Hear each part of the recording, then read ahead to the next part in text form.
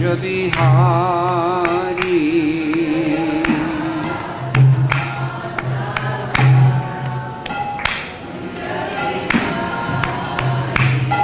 Jaya Gopi Jana Vallabha Girivaradhari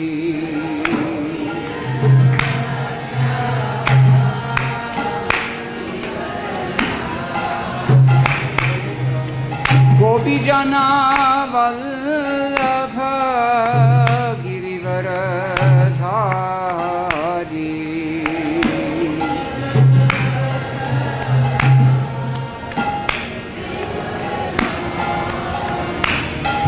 Jai Radha Madhava Kunja Bihari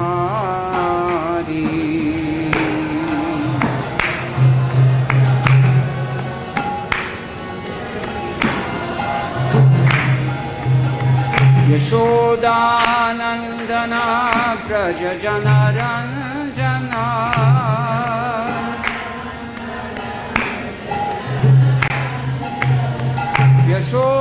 Yashodanandana Braja Janaranjana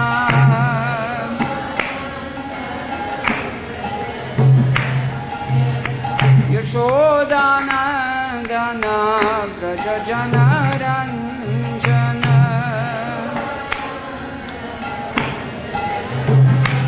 Yamuna Tira Vanachari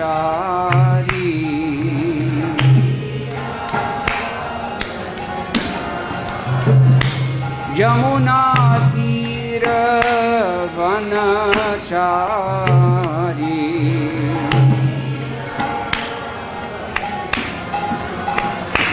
Jai Radha Madhava Kunja Bihari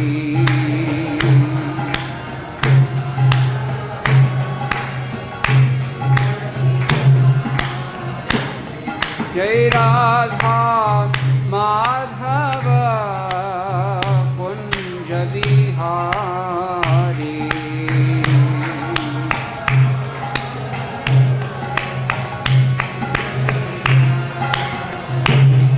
Jaya Gopi Jana Vallabha Girivaradhari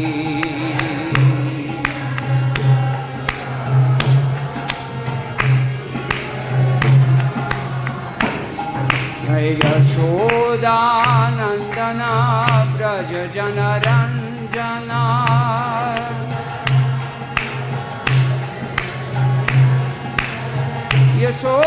Yashodanandana Braja Janaranjana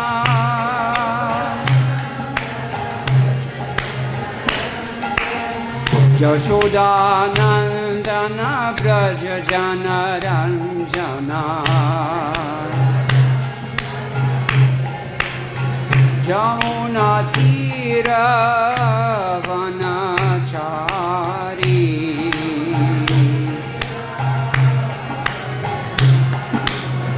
Jamuna Tira Vanachari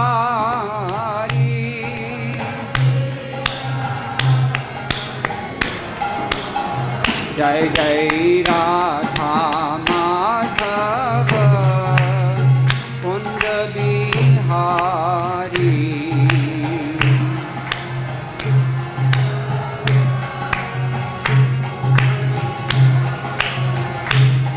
Jaya Radha Madhava Kunja Bihari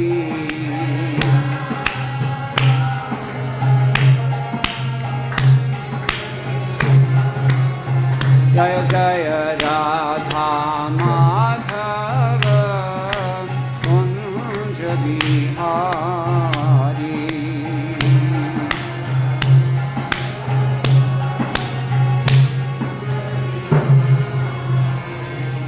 Gaura Premanande Hari Hari Bol Jayam Vishnupad Paramahamsa Prabhujagacharya Ashtotarshata Shri Srimad Srila Abhayachandra Bhakti Vedanta Sai Maharaj Srila Prabhupada Ki Jai Ananta Koti Vaishnava Vrinda Ki Jai Namacharya Srila Thakur Haridas Ki Jai प्रेम से कहो श्री कृष्ण चैतन्य प्रभु नित्यानंद श्री अद्वैत गदाधर शिवासादि गौर भक्त वृंद की जय। श्री श्री राधा कृष्ण गोप गोपीनाथ श्याम कुंद राधा कुंद गिरि गोवर्धन की जय। वृंदावन धाम की जय। नवद्वीप मायापुर धाम की जय। गंगा देवी की जय। यमुना माई की जय। भक्ति देवी की जय। तुलसी रानी की जय। समवेत भक्त वृंद की जय। श्री हरिनाम संकीर्तन की जय। ग्रंथराज श्रीमद् भागवतम की जय। इस्कॉन बीबीथी संस्थापक आचार्य श्रील प्रभुपाद की जय। हरिनाम संकीर्तन की जय। गौर भक्त वृंद की जय। इस्कॉन वृंदावन धाम की जय। ग्रंथराज श्रीमद् भगवद गीता की जय। गौ Premanand. All glories to the Supreme devotees. All glories to the Supreme devotees. All glories to the Supreme devotees. All glories to Sri Sri Guru and Gauranga. Jai Shri Prabhupada.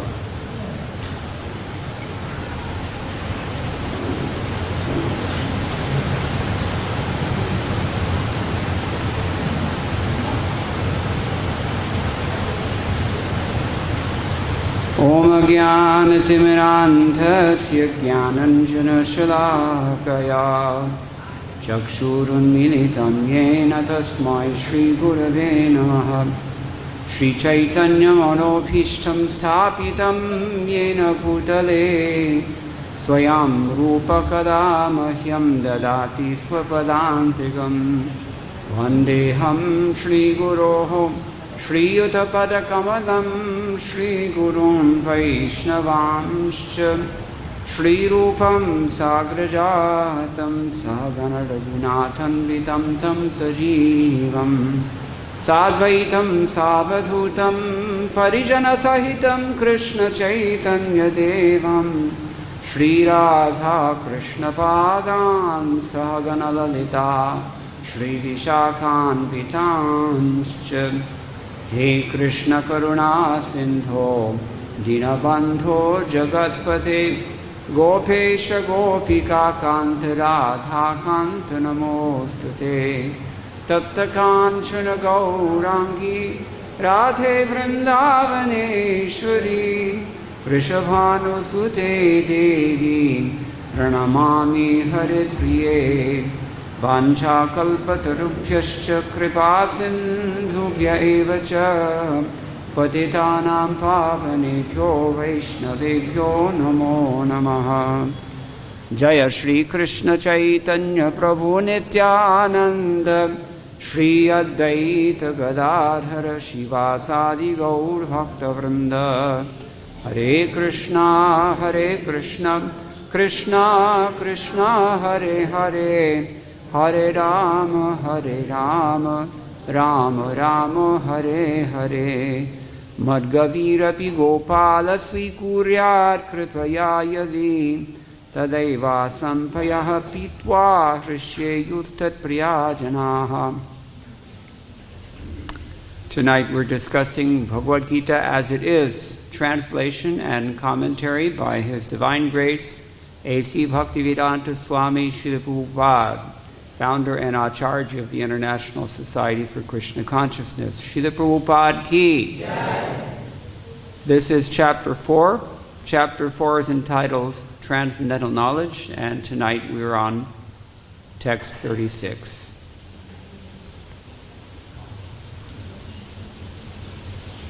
Yes. I think everyone can hear me? Okay, okay. Api chedasi pāpebhyaḥ sarvebhyaḥ pāpa-kṛt-tamaḥ sarvam jñāna-plavenaiva vṛjinam santariṣyasi. Api chedasi pāpebhyaḥ sarvebhyaḥ pāpa-kṛt-tamaḥ sarvam jñāna-plavenaiva vṛjinam santariṣyasi api chedasi pāpebhyaḥ sarvebhyaḥ pāpa-kṛt-tamaḥ sarvam jñāna-plavenaiva vṛjinam santariṣyasi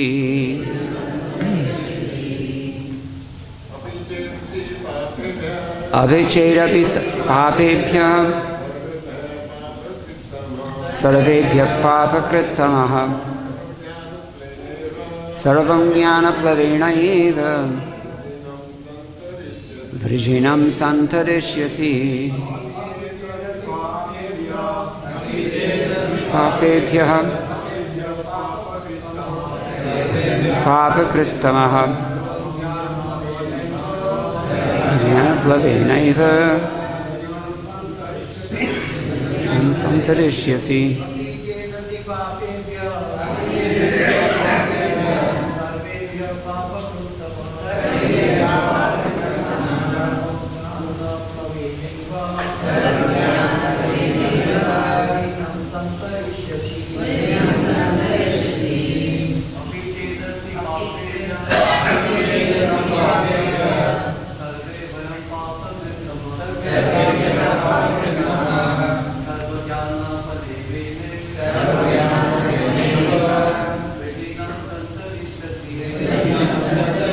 Mataji's.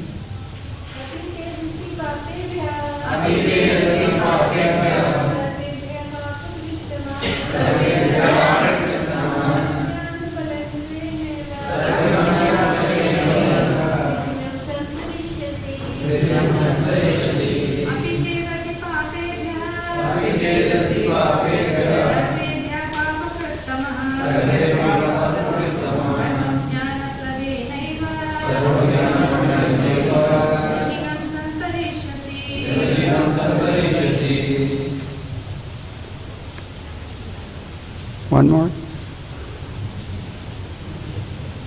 No.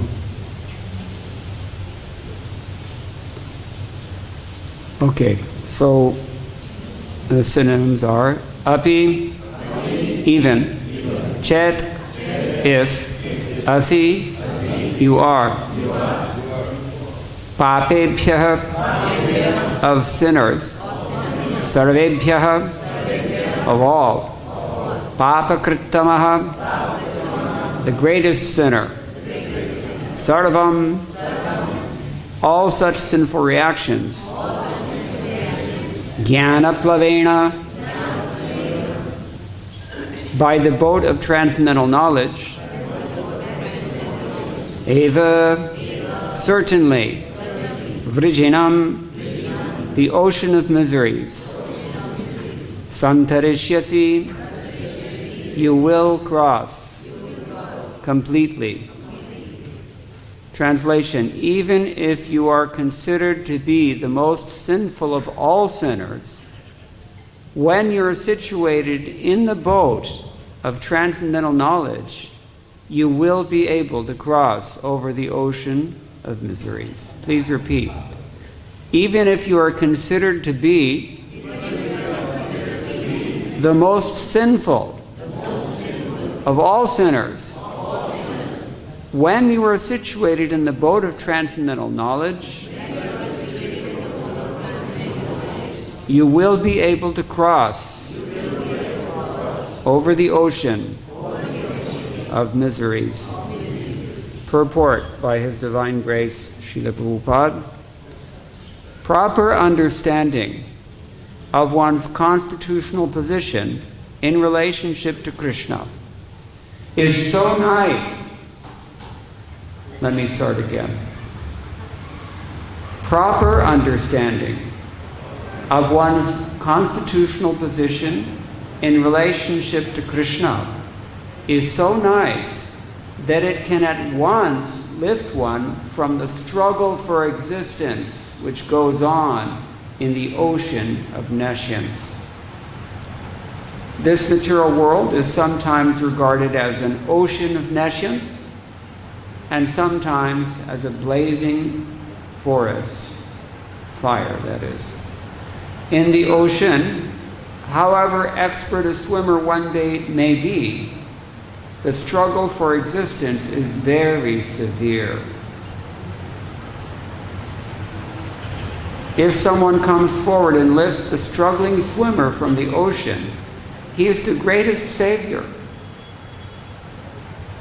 Perfect knowledge received from the Supreme Personality of Godhead is the path of liberation. The boat of Kṛṣṇa consciousness is very simple, but at the same time, the most sublime. This verse is very simple and it's very clear, but it's very important, just like Srila Prabhupada said about the boat of Kṛṣṇa consciousness. We have to understand transcendental knowledge. That's the topic of this chapter. So in some respects, now that we're being explicit about this, these last several verses are very, very important. We'll try to explain why. Fortunately or unfortunately, there are not much commentary on this particular verse by our predecessor acharyas.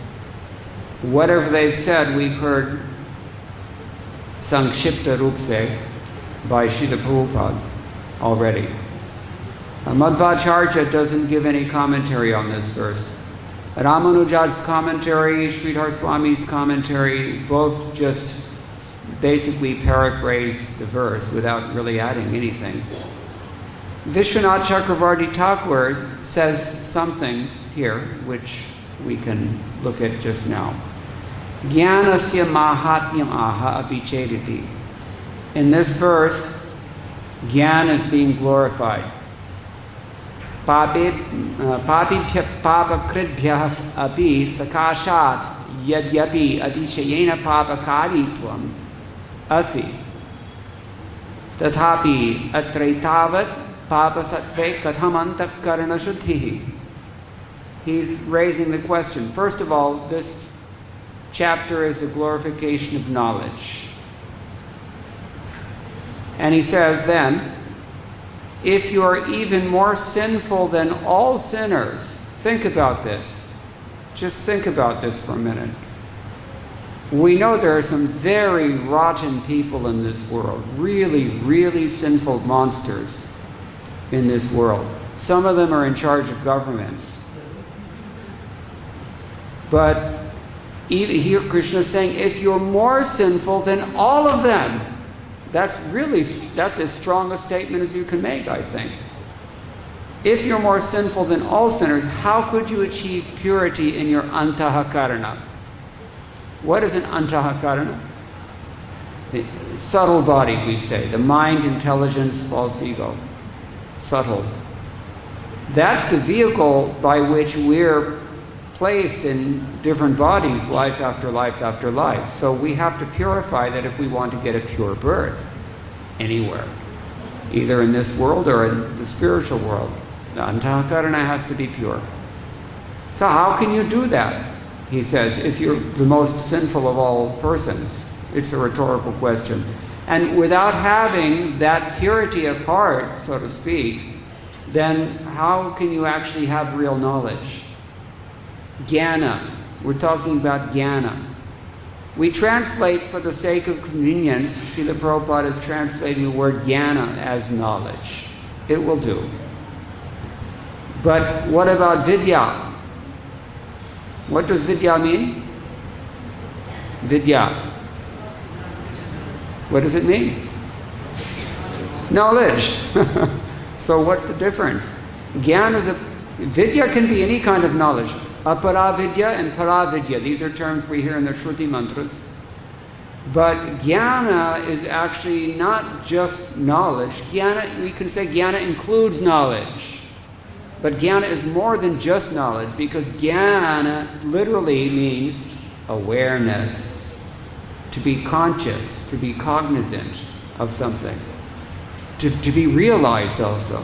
That is jnana. So it's a special special category. And this jnana is what we're discussing.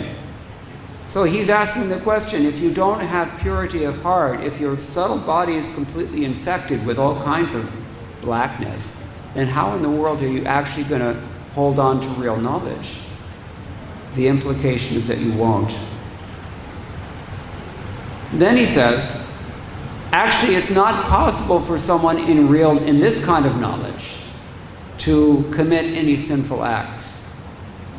A person who just has vidya means data. People can collect so much data. If you know C++, that's a kind of vidya, you can say. But it doesn't really take you anywhere. Well, it does take you some places, actually. But not any place beneficial in the ultimate sense. It's not jnana, put it that way. So a person who actually has realized knowledge of, or awareness of things as they are, that person will not commit sinful acts. It's just not possible, and he's very clear about this. He says, Nāpyutpanna jnānasya itad durāchāratvam sambhaveda vyakhya. Well, he's quoting Sri Madhusudan Saraswati. Atra vyakhya Sri Madhusudan Saraswati iti padanam iti ched api asambhavitabhyupagama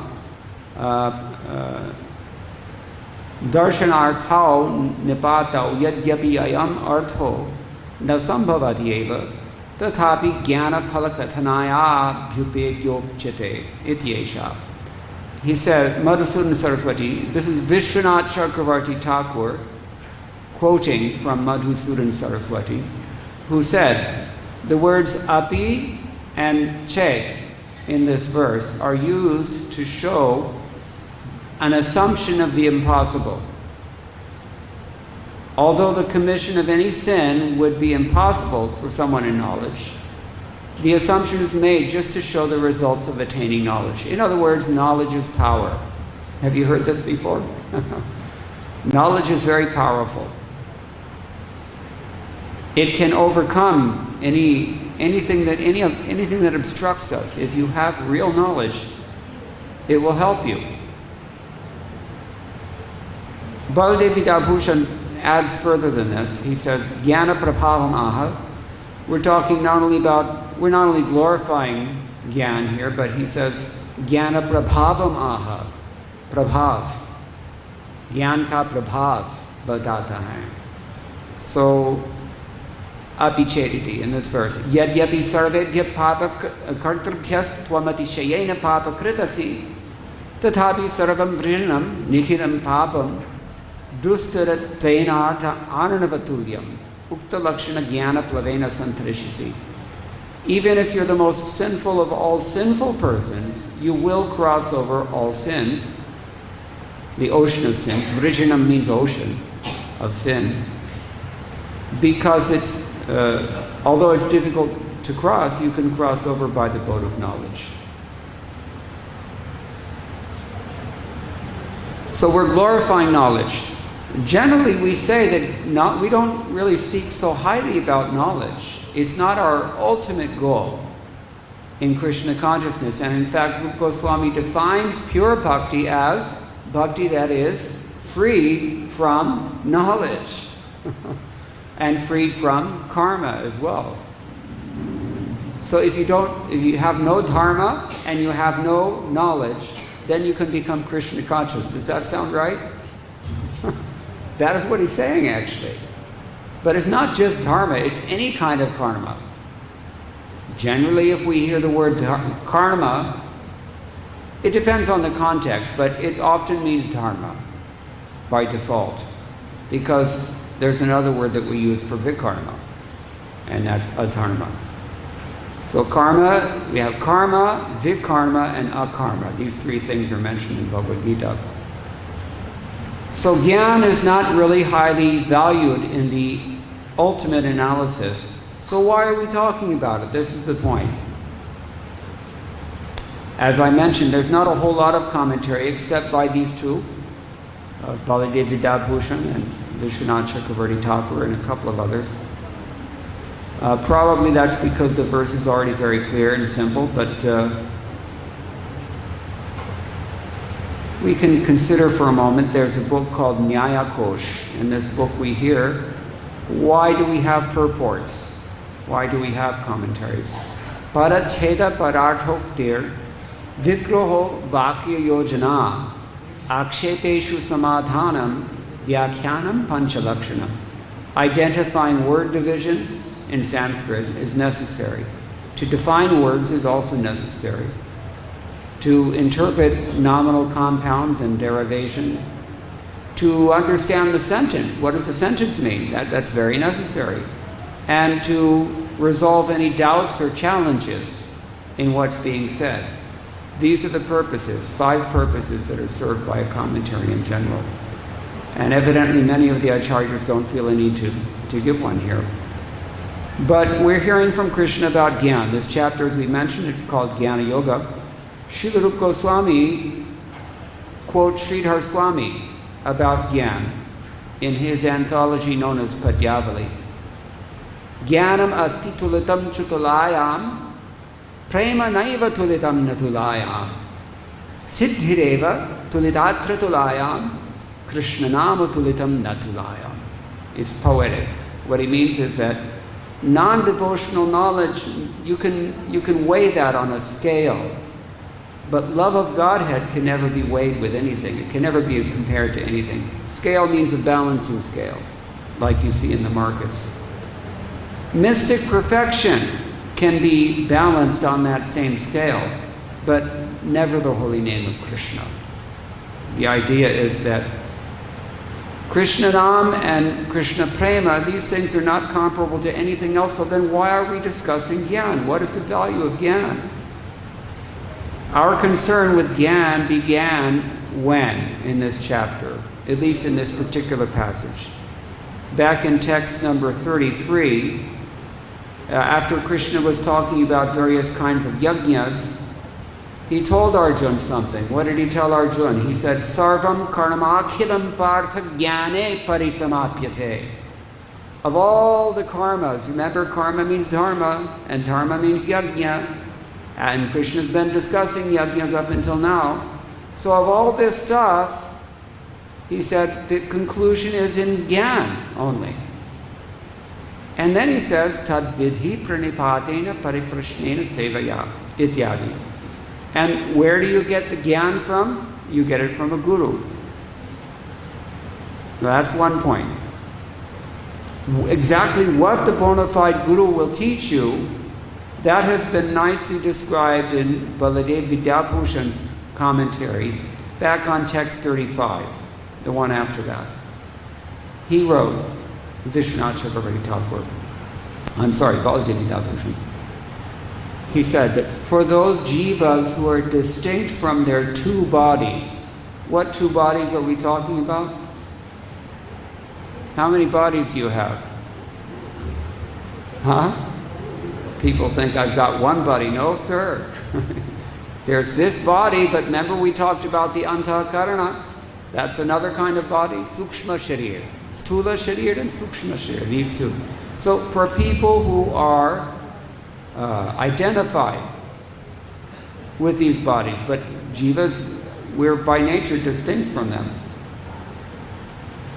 And when we're opposed to the Lord, thinking only of our own benefit, Kṛṣṇa says, my external energy furnishes us with a sense of possessiveness regarding these material bodies and whatever facilities these bodies possess. That's called false ego. By that maya, they can also take on the conceptions of the person who is the killer and the person who is killed. This is a context. We're talking about a battlefield. If you're in the sabzi mandi, then we're taking on conceptions of I'm the person buying the vegetables, or I'm the person selling the vegetables. Or if you're in a family, then you're thinking I'm the wife and he's the husband. And he's thinking, I'm the husband, she's the wife. Adi, adi, adi. We have so many different conceptions of life. Just like the air carries aromas, Kṛṣṇa says.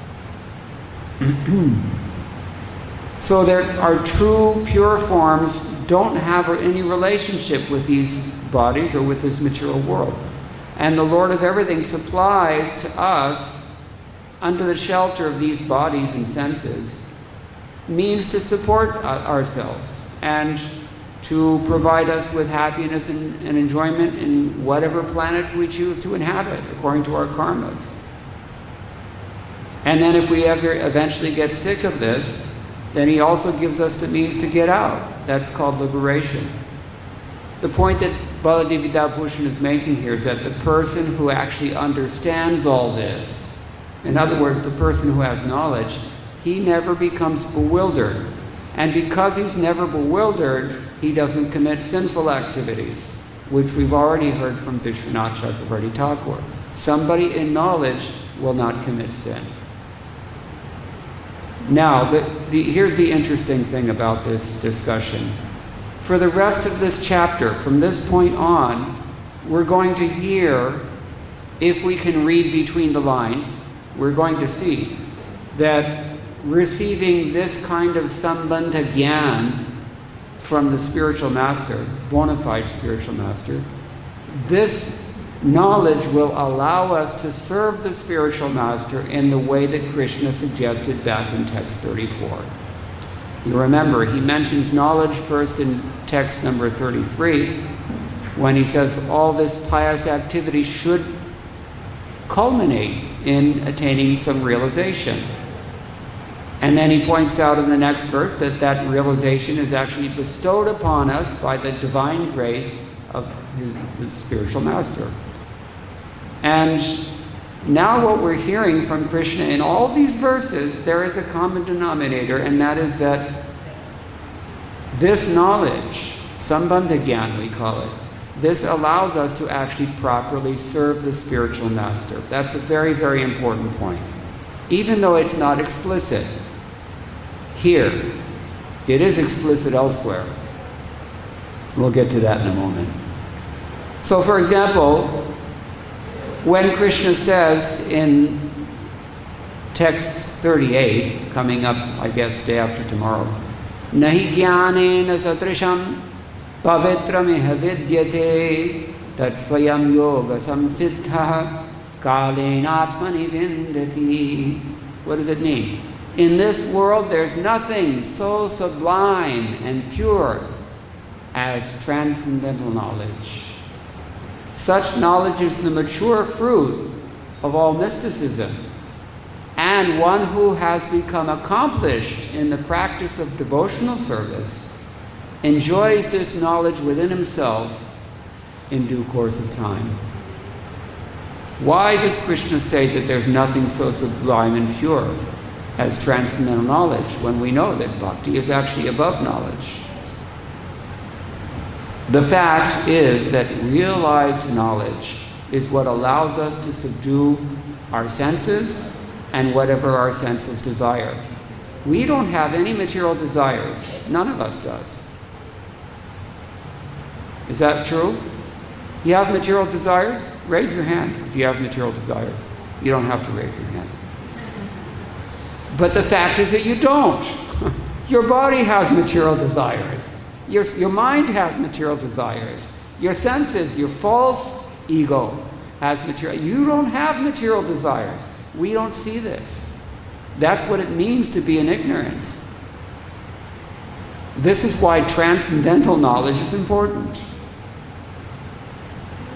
If we have transcendental knowledge, then that knowledge allows us to subdue our senses and our minds, and thereby attain enough peace that we can be very steady in serving the order of the spiritual master, serving the spiritual master.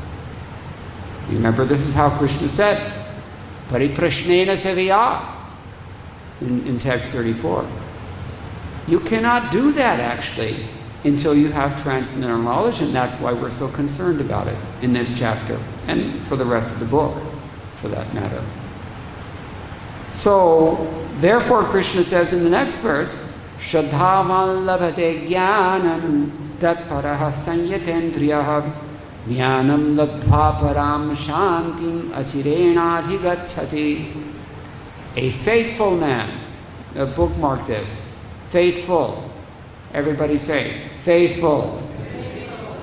A faithful man who is dedicated to transcendental knowledge and who subdues his senses is eligible to achieve such knowledge. And having achieved it, he quickly attains the supreme spiritual peace. We're not stable in our service, and we're not devoted enough in our service because our minds and our senses are not peaceful. They're not allowing us to be like what Kṛṣṇa says earlier at the end of chapter 2, like an ocean. There's no ocean in Vrindavan other than the ocean of love of God. The Bhakti Rasamrita Sindhu ocean is here. But for those who live near the ocean, you know, all kinds of things are flowing into the ocean. Sewage is going into the ocean. Rivers are going into the ocean. Rainfall, that's so many things. But the ocean is always very placid, very flat, stable. Ocean, it has its tides, but they never go way beyond what it's supposed to be. At least not yet. We'll see what Kali Yuga has in store in the future. We're already seeing crazy weather, so maybe the tides will also change. We don't know, but Kṛṣṇa says we're supposed to be like that. We're supposed to be very placid, very stable, and very peaceful. In that consciousness, we can actually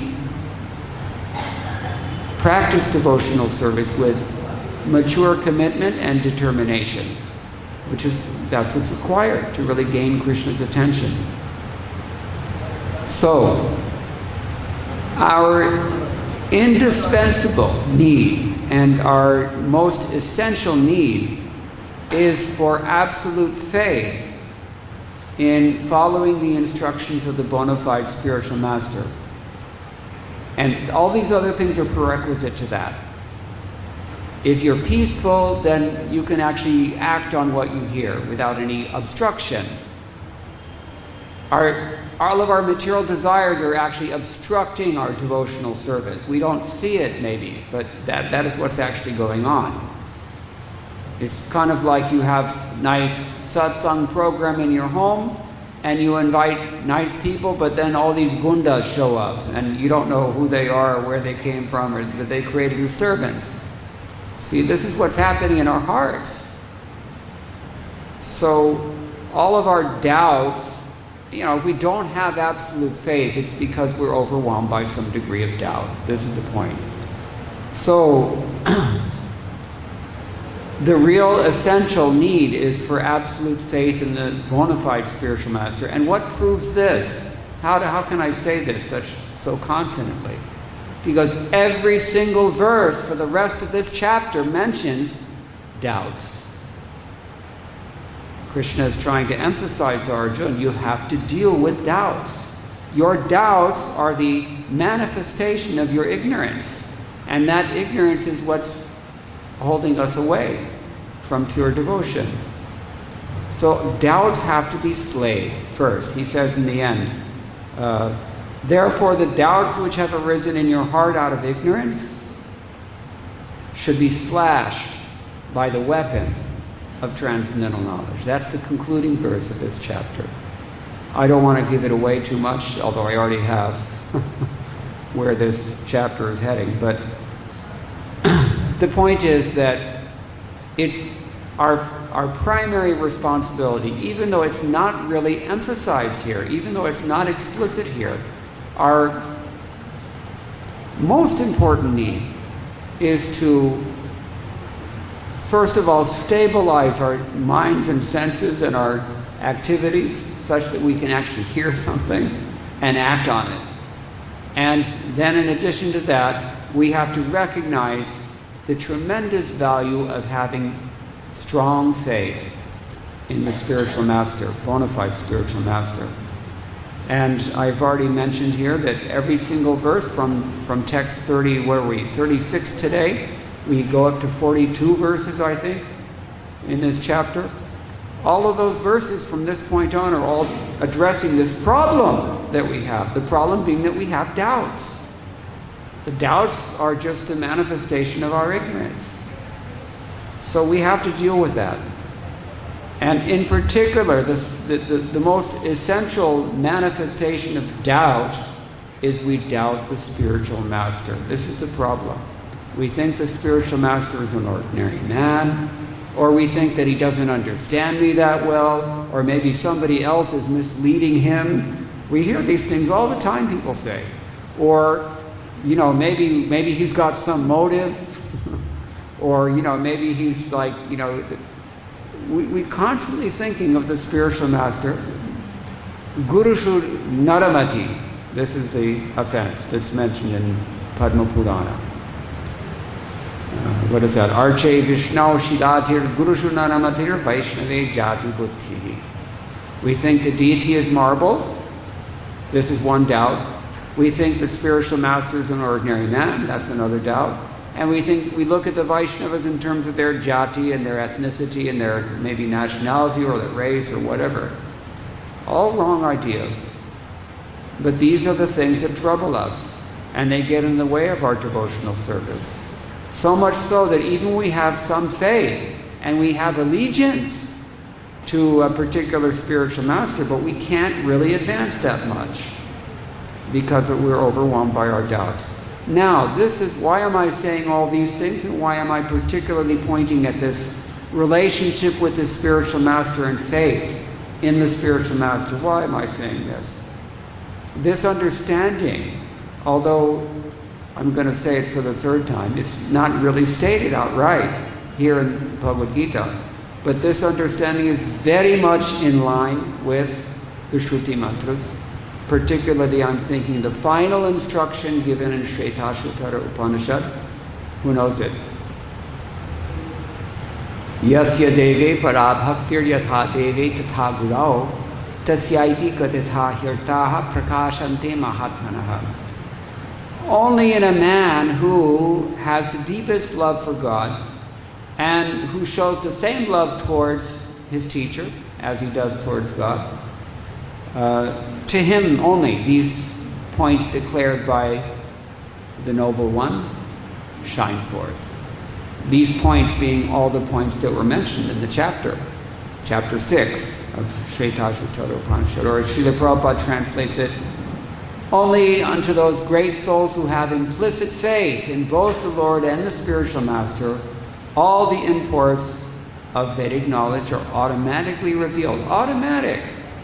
What does that mean? Anayasena. This word has been used in some of the commentaries. Without any extraneous endeavor. All you have to do is cultivate, protect, value your faith in your bona fide spiritual master, because that allows you to follow his instructions.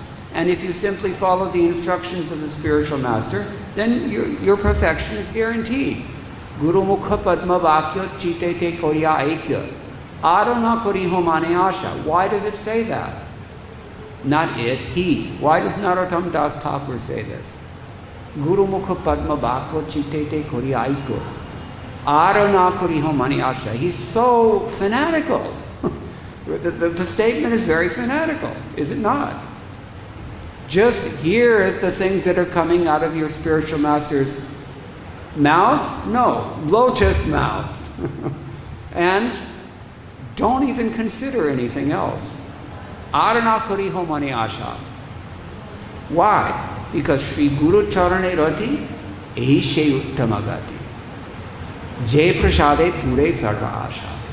Whatever you want, it is to be had free if you can cultivate this kind of love and attachment and faith in the bona fide spiritual master. This is the most valuable instruction that you will find anywhere in the Vedic literatures, at least for our stage of spiritual advancement. There is nothing else comparable to it. Yasya prasadan bhagavad prasado. Yasya prasadan nagati kutopi. Dhyayam stuvam stasya yashastri sandhyam. Vishwanath Chakravarti Thakur is very liberal. He says, Trisandhyam. The fact of the matter is that it should be anukshane. At every moment. We should cultivate. Radhanath Swami, great soul, he very often emphasizes the importance of gratitude, an attitude of gratitude. The gratitude, do we have gratitude? So these things are very, very important. And this is why Srila Prabhupada asked us to sing these things at Mangalarati. We sing this verse, which I just recited. Sakshad haritvena samasta shastreda uktastatha bhavyata eva sadbhi. This, the identity of the spiritual master with the Supreme Lord, as his representative, that is, this is stated in all the Shastras. And maybe more important than what's stated in the Shastras is the fact that those who are really sat, the satjanas, or the sadhus, they accept it. They honor this. Bhavyata eva sadbhi.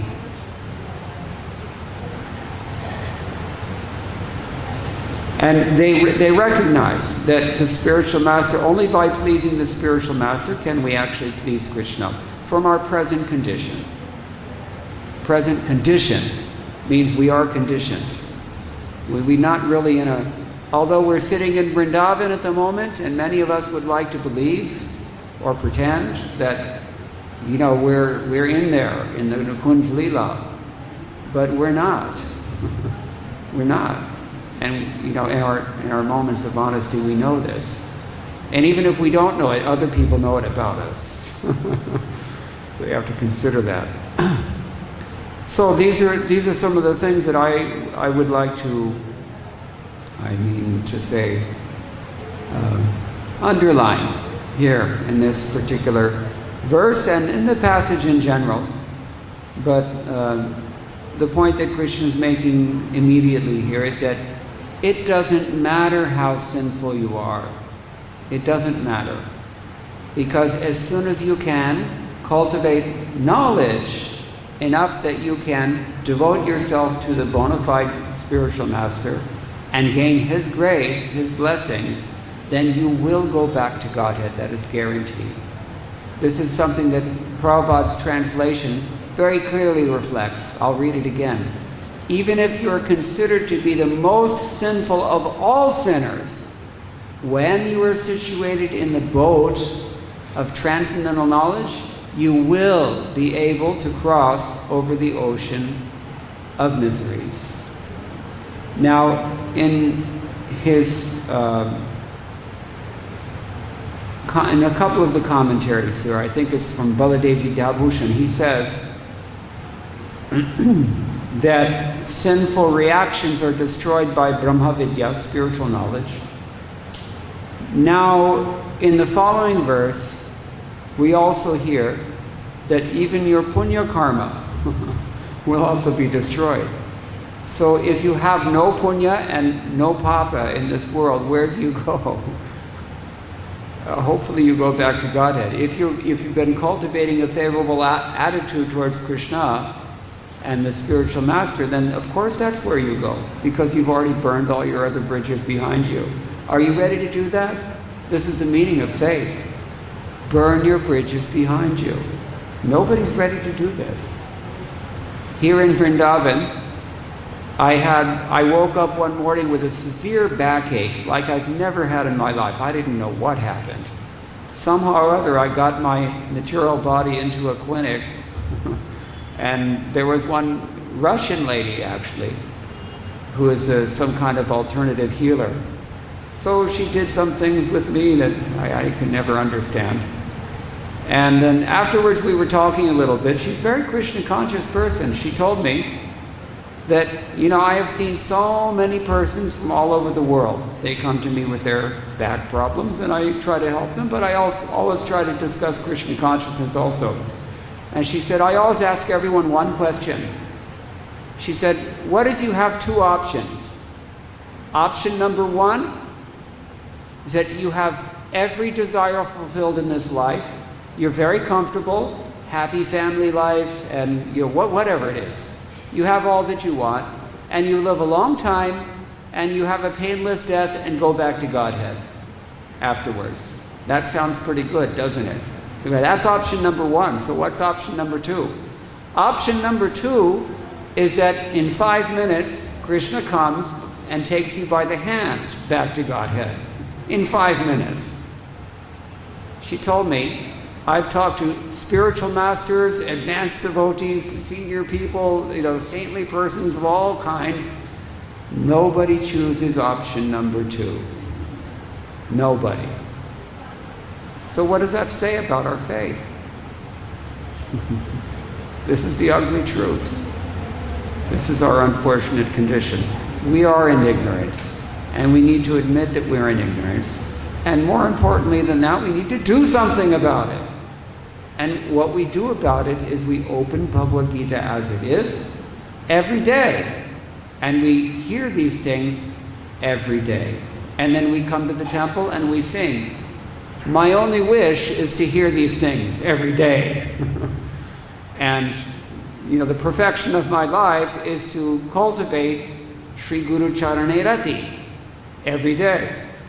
Then finally, after some time, if we're serious about this and sincere, something will sink in and we'll say, hey, wait a minute, this is actually true what they're saying. There's actually a lot of truth in that. That's when we have jnana. Most people, this is how we have to learn. We don't learn just by hearing.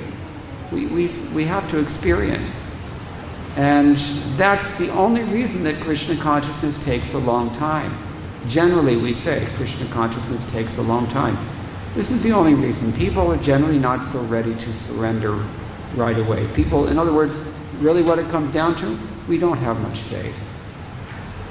So beg, borrow, or steal, but somehow or other acquire this faith, invest that faith in the lotus feet of the bona fide spiritual master, try to please him with all your heart and with all of your intelligence and your assets, everything, tan man tan, and then you will go back to Godhead. And this is clear. Just in case somebody doesn't believe this, we have the next verse. And Krishna tells Arjuna, in case you have some doubts about this, Arjuna, just as fire burns up everything in its path to ashes, so knowledge will burn up every sin. You should not be in any doubt about this. Yes, you. If you're the most sinful of all sinners, we've already said in the beginning, that nobody is left out here. This includes everyone. You can go back to Godhead. You just have to work hard at it and gain the grace, the good graces, as we say, of Krishna's pure devotee. I'm going to stop here, but if anybody has any questions, comments, here, Chashmawala.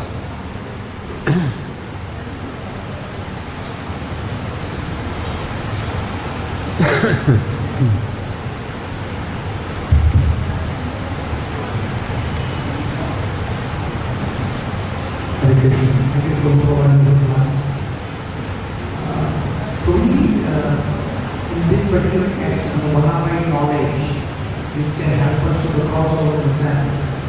On the other side, also there is one shloka, which is also talking about jnana. And he is stating that bahunam janmanam jñāna-plavena vāsudevam sarvam sarvam. So there it is said bahunam janmanam, and that word is used to jnana. And here also the word is used to jnana. So can you just explain the both contexts? Well, like most things, there are two options. Look at it this way. The same energy, Krishna's Maya, if your approach is purely devotional, then she blesses you as Srimati Radharani or Lakshmi Devi, Sita Devi, ityadi. But if your attitude towards Krishna is wrong and non-devotional, then she's going to kick you in the form of Durga Devi or Kali Mai or any of her other manifestations, you see? So everything has two sides. Gyan is also that way. Gyan, Divya Gyan Hriday Prakashita. Why are we praying for Gyan if Gyan is the enemy? Gyan has an important function in the beginning, but it's a function, it's not the goal. This is the point. So transcendental, this chapter is entitled Transcendental Knowledge. This knowledge is something that we require, at least in the beginning. Gopis don't require it, but we're not on their level. Not even close. But neither is this kind of gyan the same thing as, you know, people who are learning C++ at GLA or some other place. So, yeah, there's material knowledge and there's spiritual knowledge. I mentioned this indirectly in the beginning, and I think it's Mundaka Upanishad talks about aparavidya and paravidya. It's kind of the same way of looking at things. Sorry? So many places. Yeah, the same idea is reiterated. Is that okay? All right. Yes, Raghav Prabhu.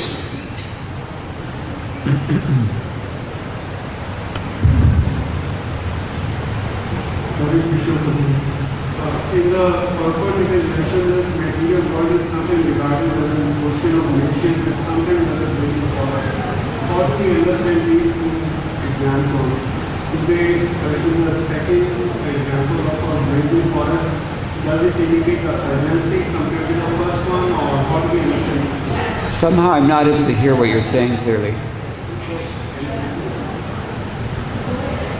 This material world is something regarded as an ocean of nescience and Yes. something as a blazing forest. Right. So how do we understand these two examples? Does it indicate urgency in the second case that you really have to get out of this material world? Well, these are very nice questions. I mean, each of these two examples requires an entire class to elaborate fully. Ocean. Everybody knows that Indians don't swim. So if you're dropped in the middle of the ocean, what are you going to do? You're going to drown, period. It's that simple. But even if you're an expert swimmer, Prabhupada said this, you have any idea what kinds of things can happen to you when you're in the ocean? There was a ship, someone was working on a ship, and they have to do drills, safety drills, because a lot of things can go wrong in the ocean. So one such safety drill is they throw a dummy overboard so that they can practice rescuing someone. So they threw the dummy overboard, made out of maybe cloth bag or something. And then they went down to retrieve that thing. And no sooner had that thing hit the water that there was an 8-foot shark ready to eat it. That's only one thing that can happen in the ocean. You can also drown. Or you can try treading water for some time, but with nothing to drink. How long before you get dehydrated and go crazy? You know what happens when you get dehydrated? Yes, you do. You're in the medical field. Many people don't realize, but you go nuts without water. And if you drink seawater, that also burns everything from the inside out. And then you're lying there and treading water and you get exhausted and you may fall unconscious or even you sleep. And because you have to lie on your back in the ocean in order to breathe, as you become increasingly delirious and exhausted, then the seagulls come. And what do the seagulls do? They start pecking at your eyeballs. Does that sound like fun? Because that's an easy snack for them. And you can't do anything about it because you're so wiped out. Or, I mean, we could go on forever. There's so many things are there. Rupa Goswami says again in his Padyavali, big monsters are there, Timingala fish, whales, sharks. It's a nasty thing to be lost in the ocean. And that's why they choose this example to describe the material world. Ocean of nescience. It's an ocean, or as the Bhagavatam says, Kaler doshanidhi. It's an ocean of flaws that we're drowning in. Now, blazing forest, here it says blazing forest. I think it implies, obviously, blazing forest, fire.